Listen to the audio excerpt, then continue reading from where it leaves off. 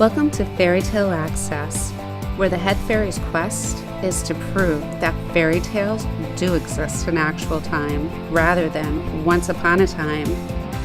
Together, we will unravel the heroes, young and old, who turn dreams into reality. These are the people who still believe in happily ever after. The discoveries will bend even our most cynical non-believers into believing in fairy tales.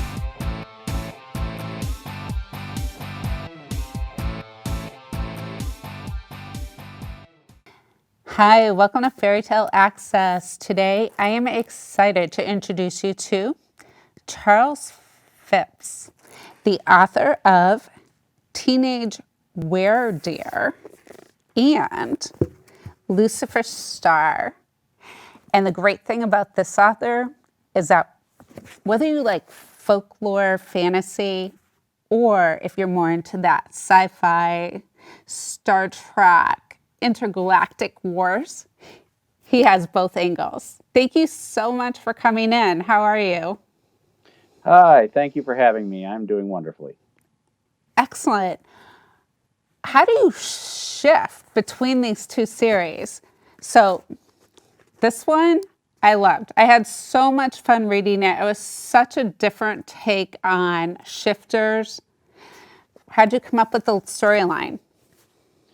Well, I Was a Teenage Weredeer is based partially on the fact I grew up in a small rural community, and I've read plenty of urban fantasy set in the big spooky cities and dealing with all sorts of problems that deal there, basically like detective stories and gun battles in the street, Blade and Underworld. But I was like, it strikes me that rural communities are going to be much defined. People can turn into animals, and they have their own crime and hidden secrets. And I just went out into the woods one day and thought I could tell a fascinating story right here about this community. And it's set in a fictional community called Bright Falls, Michigan. And well, I didn't want to just make her a werewolf or a teenage witch. And I was thinking, what's a plausible but something I haven't seen before kind of shifter, and thinking, well, Weredeer. Then, of course, that gave her the name of Jane Doe. I love the puns in that story. It was so great. All right, so you're calling in from Kentucky by Skype. Did you grow up in Kentucky or did you grow up in Michigan? I've been in Michigan many times, and I have quite a few friends from there. But I am born and raised in Kentucky. I decided to not do it in Kentucky, though, because I just felt Michigan offered a bit more contrast between the urban sprawl and the rural communities. And it was a place I researched heavily beforehand. No, I love the way that it all played out. I love the different shifters that were involved and the way that they could adapt on the adventure they were on, and the way that they shifted into the storyline. You know, because we've all seen werewolves, we've all seen, you know, we've got the wolf thing down, but it really introduced us to other types of shifters, and it was such a dynamic play with the other characters you involved. Oh, yes, I had a lot of fun creating the supernatural community of I Was a Teenage Weredeer, which is actually part of a larger universe me and my co-writer Michael Sutkus have created. We have a third series called Straight Outta Fankton, which is the vampire one, set in Detroit. So Michigan and was obviously a good place for that. And really the thing I enjoyed most is trying to figure out how each of these shifters would fit into a larger community of them. The Weredeer are the mystics of their society, while werewolves are the warriors and nobility, because in their society, violence and power go hand in hand. And that made me create Jane's best friend, Emma, who is quite possibly the least offensive and dangerous werewolf of all time. Well, she's pretty dangerous, but she's adorable when she's in wolf form. And just a sweetie pie in human. And and I hope to introduce other characters of different kinds of shifter types as the book series goes along. The second book, An American Weredeer in Michigan, is already out on Audible and paperback and an ebook. Wow, congratulations. How many will be in the series? I think Jane Doe's particular adventures will be a trilogy, and I may make a sequel trilogy if I am inspired to it, but short and sweet is how I roll. Wow, how long have you been writing? Well, it's a case of every writer claims that they were born a writer, and but it's only about the past few years I've actually been any good. It's one of those skills that follow the mantra of practice, practice, practice, practice, practice. Your first million words will be terrible, and you really need to take every piece of criticism you take to heart. Don't ever turn it down when someone says something's wrong, because it's probably right. Well, I really enjoyed the whole adventure. I think it's a really great book. And I love the way that the FBI and all of that played into the storyline. And the whole thing around the lake, does that fit in with any folklore that you had growing up in Kentucky? Any warnings?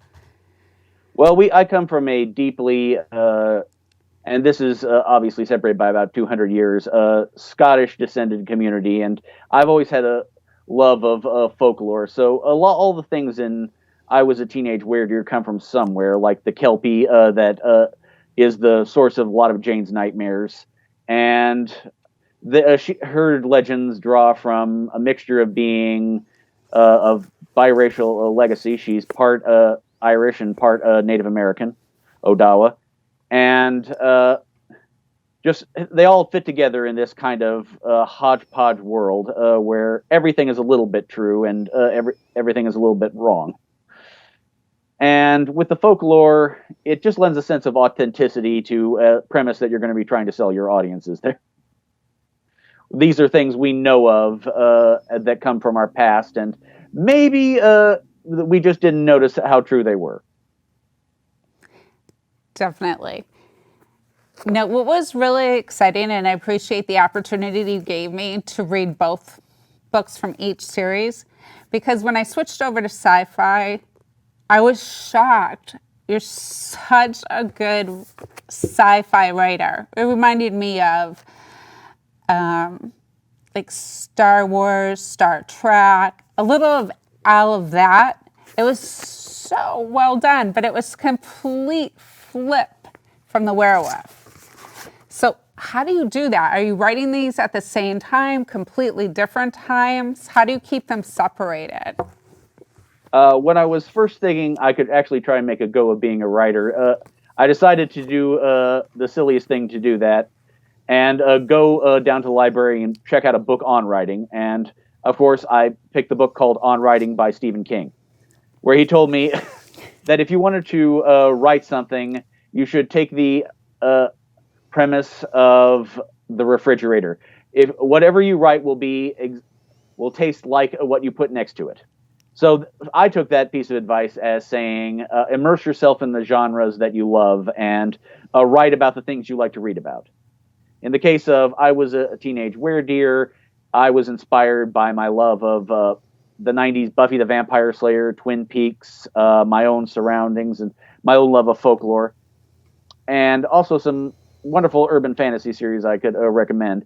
And with Lucifer Star, I was thinking, I love things like Star Trek, Star Wars, whether you talk about the prequels, sequels, or original trilogy. And I felt I could write about what the people that aren't talked about too much, and the harder concepts of war and their aftermaths, rather than just the immediate good guys versus bad guys. And that just led me to sort of an idea of what would be the story of, say, a TIE fighter pilot after the Battle of Endor. What happens when the Death Star blows up and he loses everything and goes, wait, was I the bad guy during all this? And from there, that story just kind of germinated in my brain, and I created the world around it, which is the complex political and social economics of Lucifer Star that just boil down to it's hard in the future. Whether you're a noble or a guy on the ground or just trying to get by. It was very twisted. It's exactly like that Trekkie Star Wars kind of feel to it. I sincerely enjoyed reading both of them, and it completely set me in different worlds, each one. There was no, like, it was a complete crossover. Oh yeah, the two worlds can't be very different, but I think they do have some similarity in the fact that both deal with people who were once very idealistic. Jane obviously makes sense; she's 19, and people and Cassius, who was a idealistic soldier of his nation, who encounter situations that challenge their preconceptions, and both of them learn to deal with the much more twisted and compromised worlds they inhabit. And whether it's in space or in a small town in rural Michigan, they have to adapt and live in it. Right. But I was just amazed that you could craft the folklore so fluidly and make such a great story, and then switch over to sci-fi. It's right. Those elements are the same, but the background of the whole story was sci-fi in one novel, and the folklore and the shifters in the other. Oh yeah. Really talented. How long have you been writing? Oh well, I should note that there is a definite shift you have to make in your mindset there. I couldn't just like write one chapter of I was a teenage weredeer and then right on to Lucifer. You have to set aside a few months for each to get into those worlds, and I try and manage my media intake as well. There, I mean, I might have Star Trek, the Deep Space Nine playing in the background while I'm typing away at Lucifer's Star, and I'll maybe be watching Twin Peaks at the same time while I'm doing Jane. But yeah, it is a shift there. But really, people are complex, and I have a huge sci-fi fandom and a huge fantasy fandom, and the two are complementary rather than antagonistic. Great. And yeah, I was just going to say that creating Lucifer Star's universe was a lot harder than creating Jane's, because I could draw very much on the fact it's set in our world with a supernatural backdrop, while I had to create the next 1,000 years of history for Lucifer Star. So you have a co-author, Michael Strukis? Suckus. Suckers? He's a good friend. We've been friends for about 20 years, and we met via fandom. We were both fans of fantasy novels and tabletop role-playing games, and we became pen pals over the thing that was still new in the 90s called email, and eventually through chats and so on, we helped write this same world. I do most of the page-to-page writing, and he's a great idea man. He created most of the ideas of Emma in Jane, and sketched out the crew for the Melampus, which is the name of Cassius' ship. Oh, okay. That sounds like a great partnership. Oh yes, he's a bit on the shy side, but he is a wonderful writer and a truer friend you can't imagine. And I hope to write future works with him. Great. We'll look forward to reading them. They're really good. You guys did a great collaboration. So what else? Do you have another job, or how did you get into writing? I used to be a teacher at Marshall University. I worked, teacher, I sometimes taught, but mostly I worked in the background there. And it was good that I had a supporting family who allowed me to slowly transition from academia and the day-to-day grind to being a full-time writer. And it took a while. I've been writing for about 4 years total, more like 5, but the first year I wasn't getting paid. And it's a process where you have to gradually slide into a work. You're not going to be one of the 1% of 1% who can immediately quit your day job. It's kind of like acting in that respect. And yeah, now I'm a full-time writer and it's working out for me, but it was a long, hard road. Definitely. How many hours would you say you write a day? Is there a set Well, pattern? I try and actually get my writing by how much I accomplish rather than trying to do by the work. I try and get a chapter a day in if I can, and uh, if I don't do that, I can just plug at it for however many hours I will, and if I do get it, I can just spend the rest of the day trying to get my brain straight. What type of research do you do to write your stories? Because they're really unique. Oh well, thank you.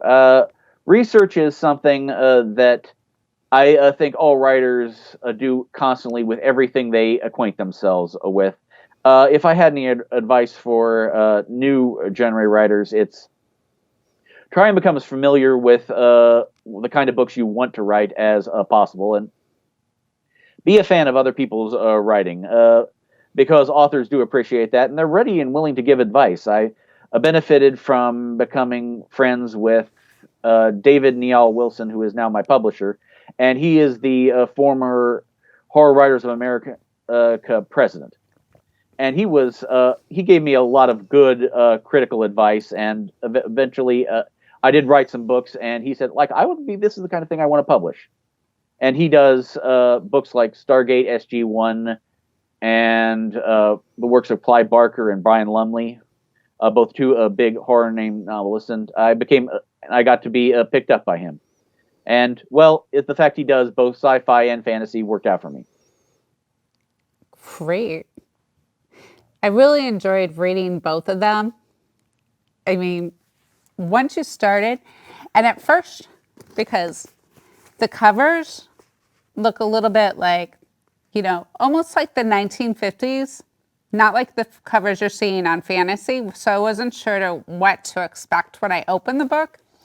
But reading through them, it was riveting. I was chasing the last page, like it just was impossible to put down.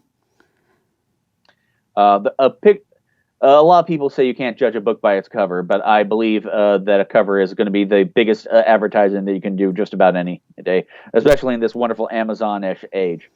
You need something to grab the eye, so I decided to go with traditional painted artwork, and the artist did a great job in capturing, I think, the feel of both works. With Jane, she has the wonderful innocent girl wandering through the woods kind of feel there with her spirit animal, or Paltronus in this case, Right. if I may steal a word from Harry Potter. And with Lucifer Star, I wanted to. I just said we need a guy with a lightsaber, and if you put the book up there, it's not quite that there, but there's Cassius, his girlfriend Ilsa, and the two of them are on the bridge of a ship in an asteroid field, and I'm thinking like, well, that's an attention-getting premise, and I thought it worked. I think it works well. I really enjoyed it. And I could see Jane get a little bit older, in the short time that we got to meet her and this adventure took place. Mm-hmm. So, And Jane's, okay, well, this says the title. I was a teenage weredeer. She's past it. She has her 18th birthday. She's an adult now, and it's symbolic of going out into the world that is no longer as safe or as beautiful as she thought it was. Bright Falls was a place she thought was a boring small town where more like Mayberry than it turned out to be the really dark undercurrents of shifter and small town life. Drugs, crime, failing economy, and a past history of racism of both kinds. The fantastic and the mundane. yeah, and it was really good how you hid secrets in it too. Oh, yeah. Jane is inspired by a little bit of Buffy, as I said, but also Kristen Bell's Veronica Mars. She's a very snarky, smart aleck kind of character, and that is very fun to write. Do you have children? No, but I do have a niece, and I was a very smart aleck child myself. You're a smart aleck too? Oh yes, my wife claims she is there, but I find everything she says funny rather than sharp. No, it was great. It made me laugh. It made me cringe a little bit, but it was just that excitement of the journey. Like taking on your first travel adventure at 18 when you get out of school and you're on your own. Hmm. Yeah, and it drops really in her lap there. My wife introduced me to the Sookie Stackhouse or Southern Vampire Mysteries novels before the TV show True Blood, and that has a similar feel in some respects, where Sookie is a waitress just trying to make ends meet, and I think those relatable problems transcend the fact she can turn furry 3 days a month Yeah. and tromp through the woods. Yeah, but it's the spirits, the whole adventure and twisted things that are going on, that whole coming of age was. Oh yes, it was a very well chosen title in there because by the end Jane is a good deal older and much more cynical, but she's determined to try and save the town from itself. And she Definitely. hope and I hope she'll continue that in not just the second book, but the third book, which is uh, a Weredeer on Elm Street, which is, if you may have noticed, another parody, a horror title.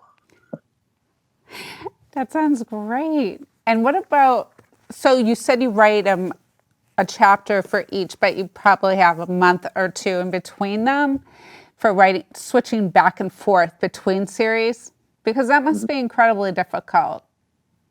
Oh, I am definitely known as an author who jumps through genres. As while these are my two main series, I actually have a couple of others, including one that's about superheroes and a full-on traditional high fantasy book. It's I managed to get a lot of ideas out there, and it's a bit overwhelming trying to continue them to their conclusion. But uh, I just basically write whatever I feel like writing and hope someone will want to pick it up.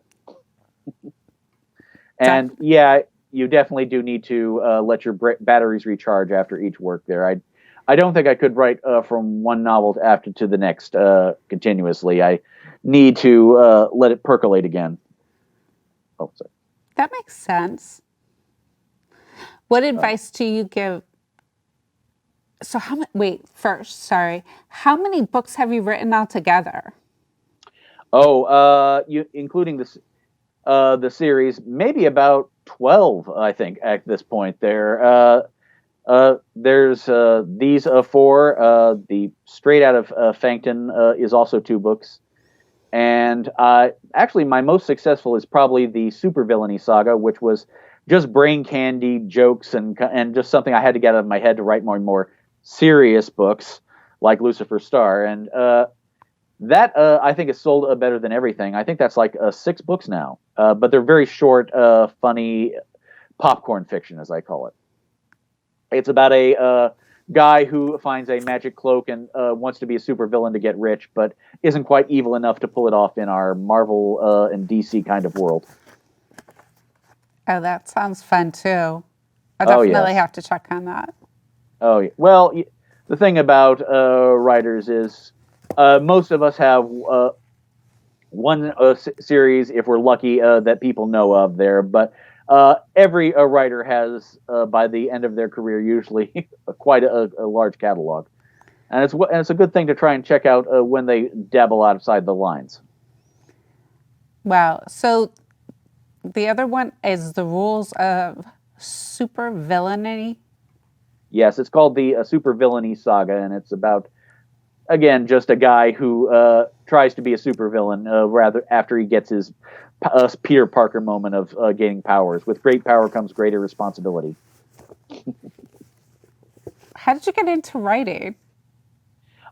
It's a thing that one if you try writing once and you like it, you're eventually probably going to keep coming back to it. We live in a day where people who write fan fiction of things like Star Wars and Twilight and so on share their ideas there and start realizing maybe I could do this with my own original characters, and that's a transition. That wasn't quite me there, but I was trying to be a writer way back into elementary school, and it was about college time that I thought I can try and make a real go at this. And I had some terrible books first that were completed that I eventually tore out some ideas from, rewrote them, tore out again, and rewrote them. And eventually they morphed into things I think people actually want to read. They're definitely books that I want to continue to read. And thank you so much for sharing so much about how you got there and how you collaborate, because both of these are incredibly well done. Enjoyable, fantasy, science fiction. I loved it. Oh, yeah. I'll have to send you the sequels to both. Oh, yes. That would be the best. Thank you. Thank you. So what would your last piece of advice be to young writers? Well, I think it's definitely a case of don't try and jump into this like a girl getting off of a bus in Hollywood kind of way. There, definitely, thanks to the internet, there's a lot of writers that are ready and willing to help you through the pitfalls because you're not competing against each other in this society. There, if a person reads one book they enjoy, they'll probably read another one. So I suggest when you first get your book written, which is obviously the first thing you need to do.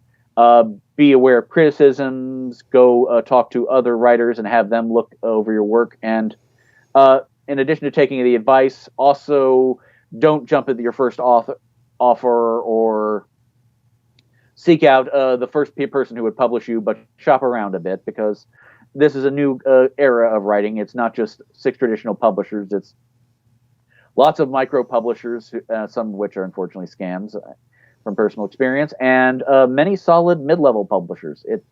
And those can be gateways to great success. Great. Well, we wish you continued success with all of your series. And thank you again for sharing so much about what you do and some really great stories that I can't wait to read the sequels to. Thank you very much. My pleasure. Until next time, keep asking questions. And definitely check out Mr. Phipps.